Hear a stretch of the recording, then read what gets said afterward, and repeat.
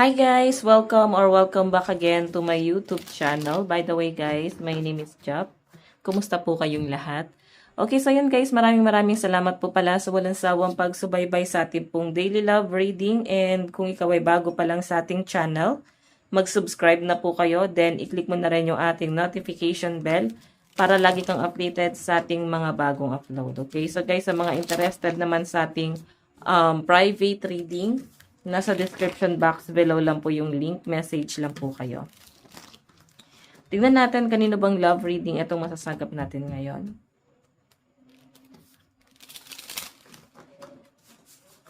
Okay.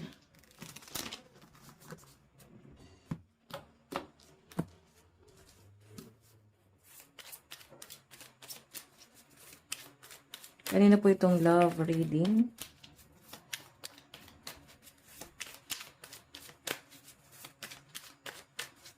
So, by the way guys, pa-subscribe na rin po sa aking YouTube, sa kabilang YouTube, sa Jap the Great. Nag-upload po ako doon ng aking mga ganap sa buhay. Ayan. Yung mga personal ko lang naman guys, personal na pamumuhay. Sa mga interesado sa buhay ko. Ayan, pwede niyo ako panoorin doon. Okay, so lalagay ko na lang sa comment section yung name ng aking YouTube channel. So, start na tayo. Kanina po itong love reading. Ala, nangyayari sa inyo guys. Nakikita ko yung frustration, lungkot, bighati. Parang umalis yung person mo, inabandon na ka. Nakikita ko sa kanya guys, malungkot din siya dun sa paglayong ginawa niya. Malungkot din siya guys kung paano kanya inabandon na ngayon, okay? Nakikita ko sa person mo guys na mukhang hindi naman din siya naging masaya doon sa desisyon niya. Kasi tingnan mo parang ang cold lang talaga. So ang dating sa kanya parang ito yung nagiging peace of mind niya. Mahal ka niya eh. Pero kailangan niyang piliin yung peace of mind niya. Siguro wala siya naging peace of mind doon sa pagsasama niyo. Okay? Minsan mali rin talaga yung sinasabi ng ibang tao na pag mahal mo hindi kayo iiwan kahit anong mangyari. Minsan kasi parang kailangan mo na ng break. Kaya nga nauso yung salitang cool off. Kailangan nyo muna mag-cool off para mas mahanap nyo pa yung isa't isa. Kailangan nyo munang maghiwalay para mas ma-realize nyo na mahal nyo pa pala guys ang isa't isa. Okay? Na makita nyo guys yung realization ng isa't isa. Okay? Na parang mapil mo na mahal mo pala talaga tong taong to at ganun din yung person mo. Kasi itong separation na nangyari to or itong paghiwalay na to guys, hindi siya dahil kailangan nyo na maghiwalay. I think may malalim na dahilan kung bakit kayo pinaghiwalay din ni universe, no? Para magkaroon kayo guys ng realization or matuto kayo. Ayan, check pa natin. Additional message.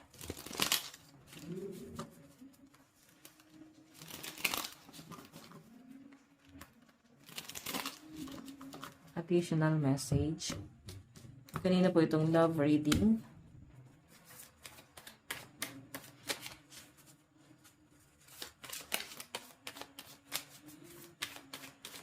Okay. Meron tayong, lumabas to. Nagpipilit lumabas. Dito muna tayo sa The Devil. Ayun, naging toxic tong relasyon nyo na to. At sa nakikita ko dito, nahirapan din talaga kayo. Parehas naman kayong nahirapan. Tapos, mas nakikita ko kasi yung hirap ng person mo eh. Parang mas matindi yung depression niya sa inyo, mas matindi yung anxiety na nafe-feel niya sa inyo. Though, ikaw meron ka din pinagdadaanan. Same kayo, na parang kailangan nyo munang talagang i-let go muna to relasyon na to kasi hindi siya nakakabuti. Kasi nakaka-stress siya guys, no? Yun po yung nakikita ko dyan, no? I think pinakamatinding problema pinagdadaanan nyo ngayon ng partner mo is eto. Kung paano kayo magkasundo kasi hindi kayo nagkakasundo sa mga desisyon nyo rito. Pero mahal nyo naman yung isa't isa. Okay, mahal nyo yung isa't isa. Yun nga lang guys, medyo naging, parang ang hirap na guys masyadong kontrolin. Okay? Like parang ikaw, nakikita kita na someone na ang dami mong demand, ang dami mong gustong gawin pero hindi mo siya magawa kasi pwedeng nafe-feel mo na kinokontrol ka ng person mo, naging mahina yung loob mo, nawala yung diskarte mo sa buhay kasi siguro nung hindi pa kayo madiskarte ka. Ngayon parang, alam niyo yun, parang may kakaiba na ano ba nangyari, ba't parang ang bigat? Parang ganon.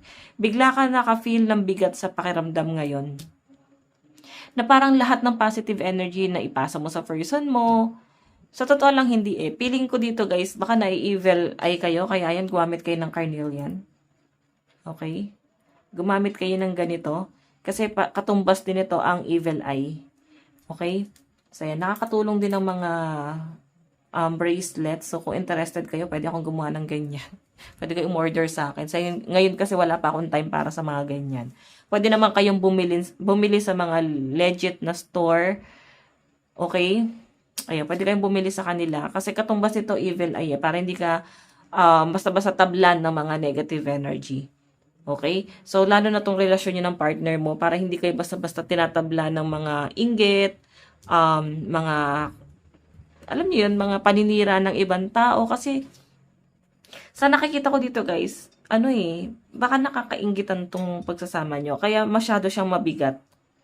Masyado siyang mabigat kasi nga, na-evil eye, na ma-manifest ng mga tao na itong relasyon na to, pwedeng gumuho siya, pwedeng masira pa to. So, hayan. Pero nakikita ko naman guys, mukhang mahal yung isa't isa eh. Siya kasi nagkakaroon din siya ng regret oh. Gusto niya rin guys na maayos tong relasyon na to, pero sinasabi niya rito parang kailangan niya munang hanapin yung sarili niya. Mahal ka niya pero kailangan niya muna ng peace of mind. Yung tipong, ikaw, habang hiwalay kayo ng partner mo, gawin mo din yung mga bagay na gusto mo. Okay? Kasi kung mahal ka ng partner mo, babalik at babalik yan. Kung kayo talaga guys, babalik at babalik yan sa inyo. Pag inadya talaga kayo ni universe, tandaan nyo guys, napakaiksi lang ng buhay. Pag para sa inyo tong taong gusto nyo, babalik at babalik yan. Kasi napakaiksi lang ng buhay eh. Isipin nyo, yung isang taon nga, ang bilis lang eh. 'Di ba? So, parang kailan lang pandemic, tapos ngayon, ito na tayo. Ang bilis nating tumanda. So, by the way, check pa natin.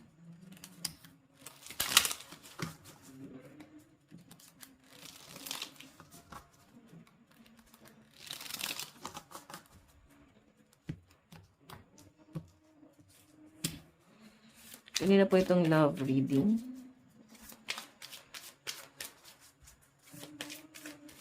Kanina po itong love reading.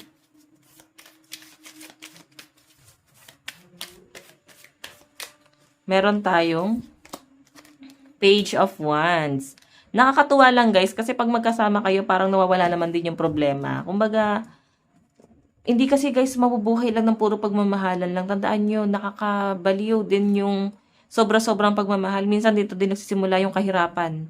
Okay, hindi pong parang gusto nyo lang lagi magkasama, gusto nyo lang lagi magkadikit. Walang mangyayari eh. Okay? Nagiging controlling lang. Minsan talaga ang pagsasama, babae yung kukontrol eh. Pero pagka nababaliw yung partner nyo, lalo pag babae, ikaw lalaki ang dapat maging mas strong. Kung nakikita nyo na masyadong weak yung energy ng partner nyo. Okay? So guys, hindi din guys nakakabuti pag sobrang mahal na mahal yung isang tao. Kailangan binibigyan nyo rin ng time yung sarili nyo. Kaya din siguro nagkaroon ng ganito sa relasyon nyo eh. Baka kailangan nyo lang din maghiwalay kasi para bigyan mo ng chance yung sarili mo na mag-explore, hanapin mo yung sarili mo, mahalin mo yung sarili mo. 'Di ba? Na para bang kailangan mo lang guys mag-expand, mag-explore, i-enjoy. And ganoon din yung partner mo. Kasi nakikita ko sa kanya, hindi kanya gustong sukuan. Pero hindi na kinakaya ng isip niya, oh. I think, pressure yung naging kalaban nito. Tignan pa natin.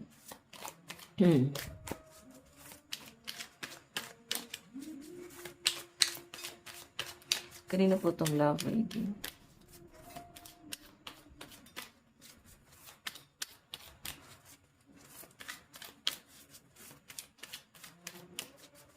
Okay.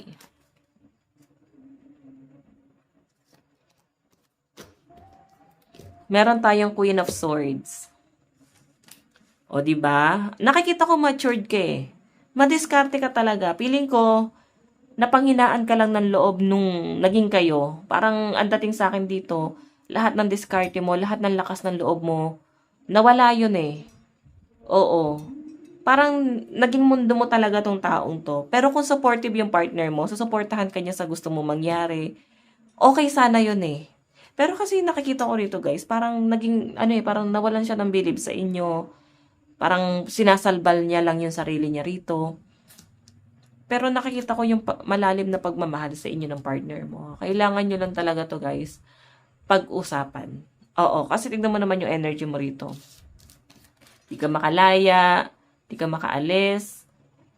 Nakikita kita na someone na masyadong komplikado yung mga nangyayari. Ang ending parang di ka makagalaw dun sa pinag-iwanan sa ng partner mo. Kasi parang feeling mo, ano eh, iniwan ka niya ng ganun-ganun lang. Pero I think matagal kasi, parang matagal din itong ano eh, pagsasuffer yung dalawa bago siya nag-decide na umalis. Pwedeng noon-noon pa, nararamdaman mo na talaga. Dati-dati paramdam mo na talaga. 'Di ba? Okay. So, pagka masyado ng maraming problema, ramdam nyo na yan, pa-end na yan, unless i-work out nyo. Parang kailangan nyo munang ma-miss yung isa't isa, guys. So, by the way, check pa natin.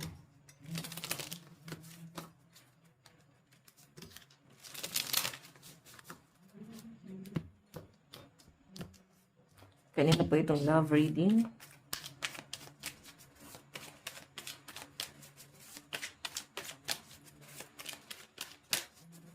Kanina po itong love reading. Meron tayong Four of Pentacles. Ayan, kinikip ka pa rin ng partner mo, guys. Kahit na hindi kanya kasama ngayon, yung memories, lalo na nag-aalala siya sa pamilya niyo, kung may pamilya kayo o may mga anak kayo, nag-aalala siya sa mga bata, no? And, actually, kampante naman siya eh. Iniisip niya nga dito na kaya naman niya eh. Inisip niya dito na kaya naman niyang bumangon, kaya naman niyang gato ganyan. Kasi nakita kanya na someone na madiskarte eh. Kaya nga nagtataka siya eh. Parang hindi na ikaw yung person na minahal niya kasi nawala ka dun sa alignment. Hindi niya kasi alam kung bakit ka naging ganun. Baka nagkaroon ka ng postpartum, di ba? Tapos yung frustration mo sa sarili mo na parang feeling mo hindi mo naabot yung mga pangarap mo. Parang ginive up mo yung mga pangarap mo para sa taong to. So siya yung pwedeng biniblame mo tong taong to. Okay, kasi hindi mo nagawa yung mga bagay na gusto mo, na parang inuna mo siya, na parang pili mo sinira ka niya. Check pa natin.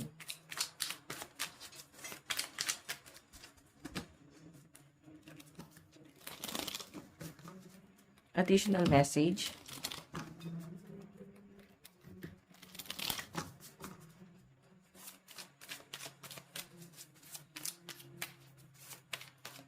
Additional message.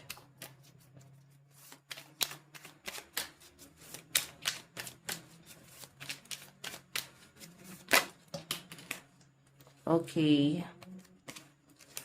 Dalawa to.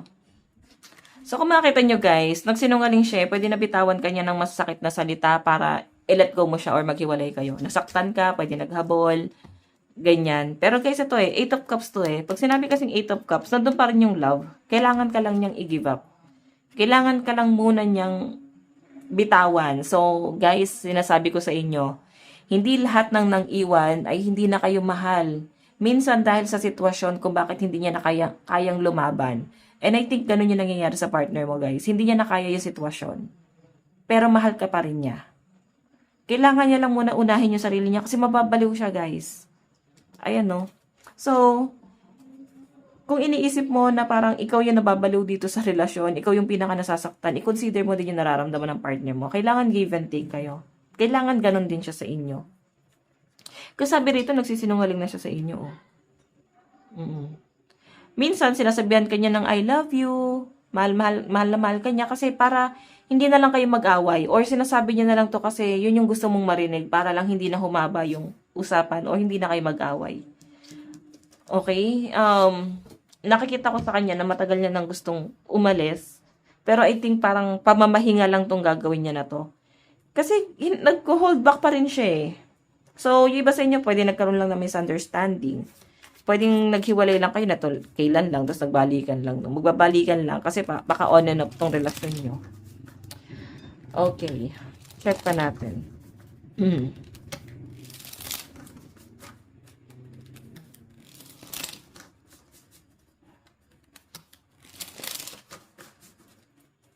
Kanina po itong love reading, spirit guide. Meron tayong King of Wands. Ayan. Parang nagsisinungaling talaga siya sa inyo eh. Parang sinabihan ka siguro nito na hindi ka na niya mahal. Tapos na talaga siya, ayaw niya na rin talaga. Pero guys, kasi taliwas eh. Nandito yung muno. I think sinabi niya na rin yun kasi gusto na rin niya makalaya. Pero nangihinayang pa rin siya sa inyo. Okay, check natin.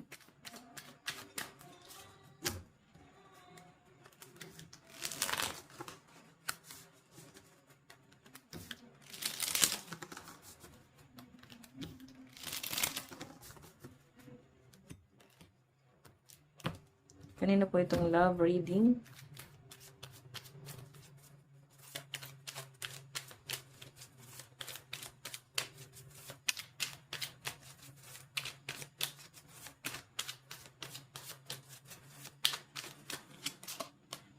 Meron tayong the chariot. Ayan. Magmamadali itong bumalik sa inyo. Don't worry, no. Kung sinabi niya yan sa inyo, nasaktan niya yung damdamin nyo, lumayo siya, I think hindi rin ito magtatagal. Itong pagbabalik niya sa inyo. Feeling ko nabigla to eh. Kasi iniisip-isip ka pa rin niya ngayon eh. Siguro kailangan niya lang talaga ng panahon, mga ilang oras, ilang araw, ilang buwan na makapag-isip-isip. Okay. Check pa natin guys ha.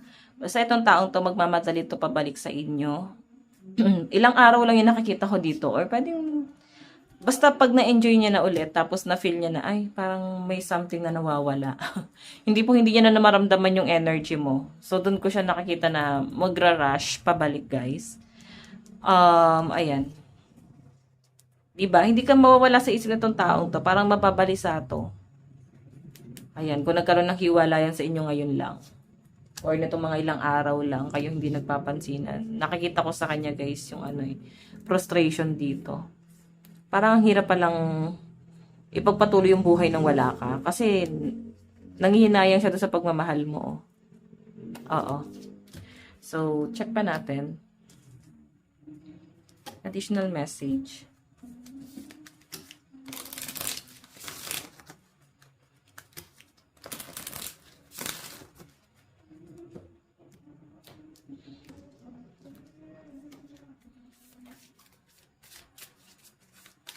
Additional message.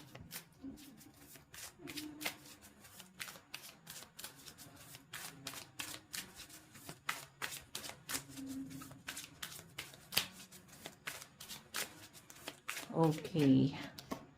Meron tayong I'm worthy of the love I seek.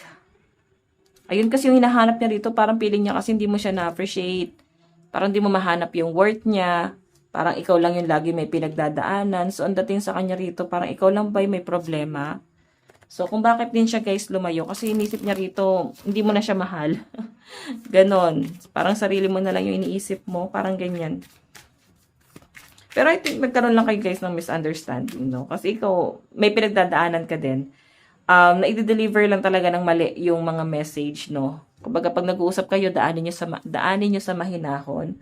Huwag pasigaw agad, okay? Meron tayong your love pushes me to be my best self. Ayan, no? Kasi ikaw yung nagturo sa kanya na maging positive. Ikaw yung nagturo sa kanya na maging ganito sa buhay. Maging matatag, maging independent, maging strong. Yung pagiging supportive mo sa kanya, kahit hindi niya ginagawa sa inyo yun.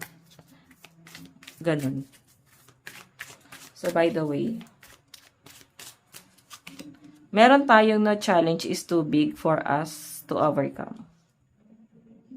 Ayan.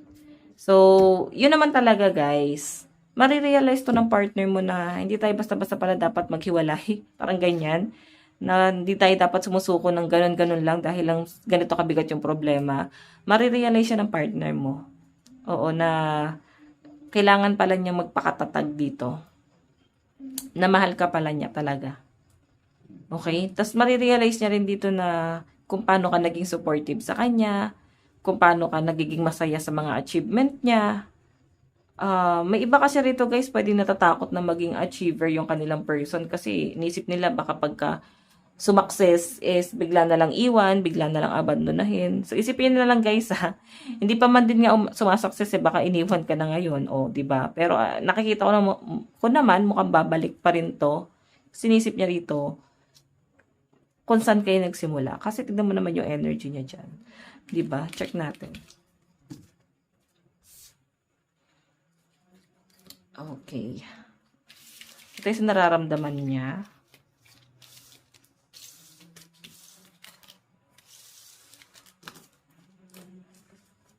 Energy niya, ano yung nararamdaman niya sa inyo?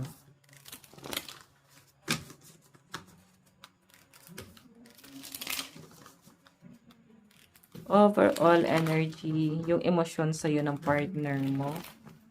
Ano yung emosyon ni partner mo sa'yo ngayon?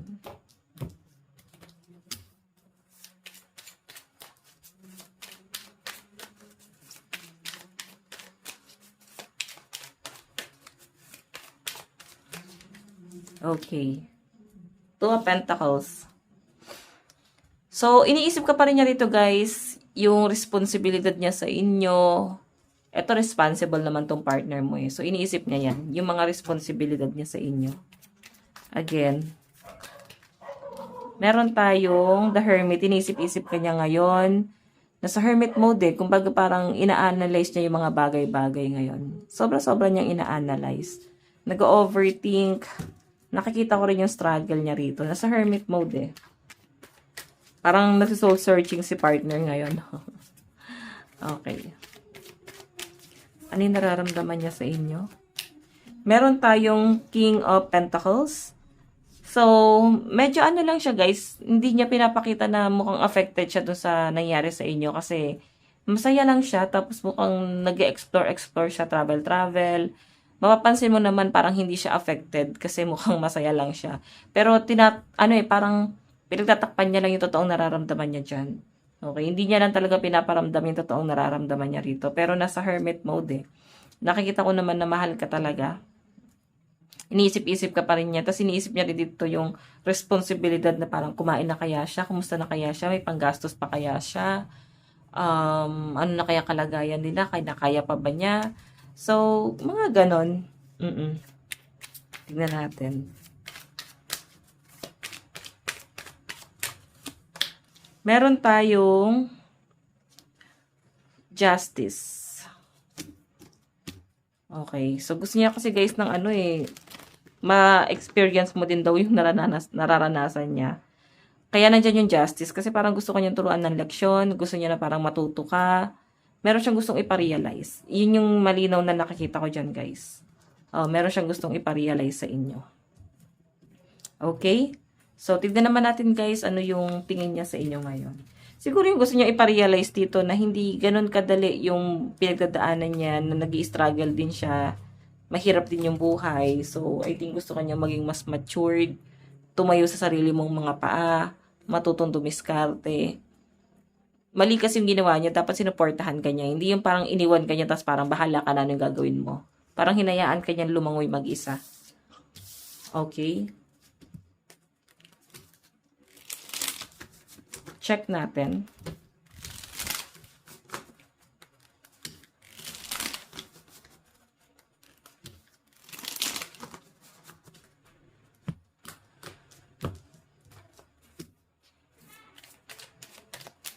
Okay.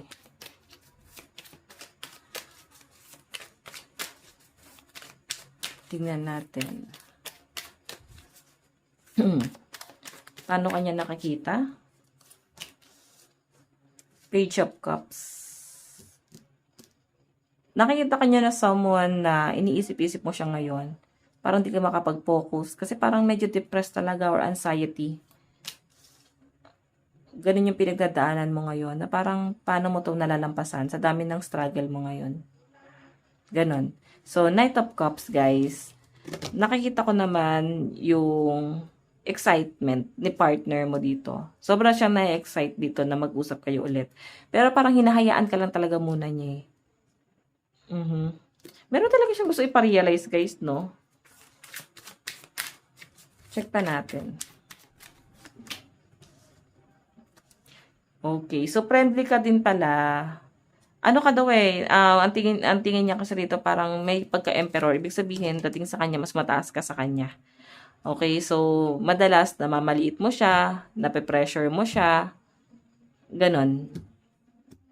So siguro may kailangan kang itama sa sarili mo, i-isolate mo yan, pag-isipan mo mabuti. Para pag bumalik tong partner mo, alam mo na yung dapat mong gawin. Okay? Check pa natin. Ano naman yung magiging plano niya? Ano ba yung mga possible na plano ng partner mo para sa relasyon niyo? Oh. Oh, the lovers. Pinag-aaralan niya kung paano niya gagawing successful yung pagsasama niyo. Kung paano guys magiging powerful kung sakali na ito na yung last na maghihiwalay magsasama. Parang ang dating sa kanya, sisiguraduhin niya na parang mas mag-work na siya this time. Okay? Medyo matagal-tagal pala yung yung paglayo niya. Pero once na ma-realize niya yan guys, magmamadali yan pabalik sa inyo. Yun po yung nakikita ko sa kanya dyan. Kasi yung energy guys, King of Wands talagang mahal ka pa niya. Nasa isip niya, nandun yung Leon, no? Nasa isip niya na gusto niya pa rin maayos to. Pero ingat na ingat siya ngayon sa mga sasabihin niya. Okay, siguro may galit ka pa rin sa kanya. Pero hindi mo maiparamdam sa kanya na naiinis ka, nagagalit ka kasi mukhang mapagpatawad kang tao. Check pa natin. Additional message.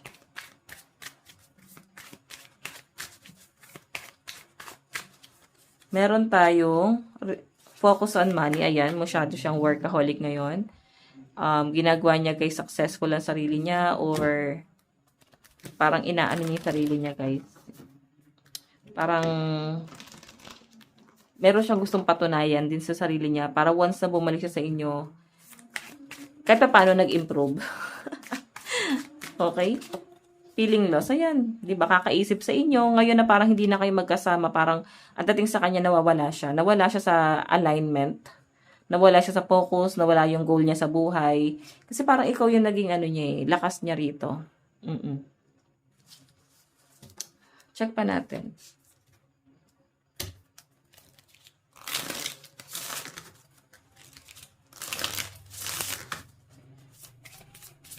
Tingnan pa natin. Ano yung additional message? Ano yung gusto niya sabihin sa inyo? Meron tayong I can't stop thinking about you. Ayan, naisip-isip ka. Meron tayong I regret lying to you. Diba? Sabihin, nagsisisi. Tapos parang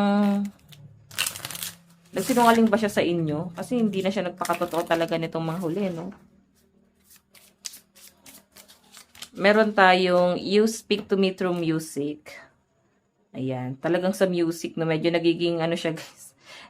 Emotional. Okay. Dahil sa mga pinakikinggan niyang music guys. Okay. Tignan natin. Zodiac sign. Aquarius, Pisces, Gemini, Cancer. Aries and Taurus. Cancer, Aquarius, Gemini, Pisces, Aries, and Taurus energy. Ayun yung mga zodiac sign ng partner mo. Yun yung mga malalakas na zodiac sign. Again, energy mo.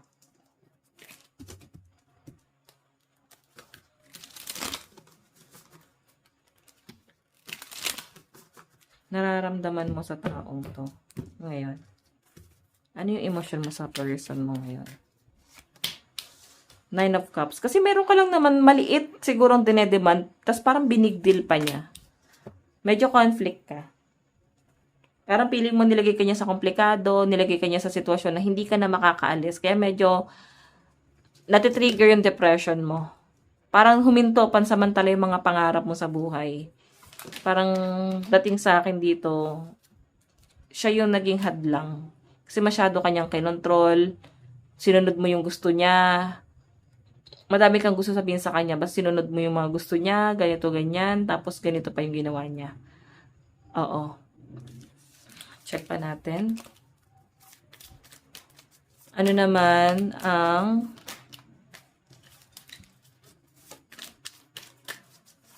okay. Ano yung mga dapat mong gawin? Knight of Swords. So, pag naghabol, guys, papasukin mo. Buksan mo, papasukin ako. Kasi guys, mukhang nag-matured eh. Itong partner mo guys, maghahabol pa rin to. Ano yung dapat mong gawin? Bigyan mo daw ng chance eh.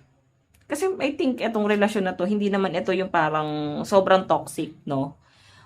I think ano lang talaga siya, misunderstanding, like parang mga ilang araw pa lang siguro kayo nag-away, then nakikita ko, sinasabi dito na pag humabol, pagbigyan mo, pwede mo sabihin lahat ng masasakit na ginawa niya sa inyo. Pero after nito, kailangan mo mag-mature. Okay? Okay. Zodiac sign. Meron tayong Virgo, Scorpio, Cancer, Aries, Gemini, and Aquarius. Okay, meron tayong Taurus, Pisces, Capricorn, Libra, and Leo, Sagittarius energy. Okay, so in the near future, one card. Missing you. I miss you. I wish things were different. Ayan, sobrang namimiss ka ng person mo ngayon. Okay? Miss na miss ka nito. So, I think mga ilang araw lang makaparamdam to, guys. So, ayan guys. Ito lang po ang inyong daily love reading. Bukas po ulit. God bless and love you all. Bye-bye.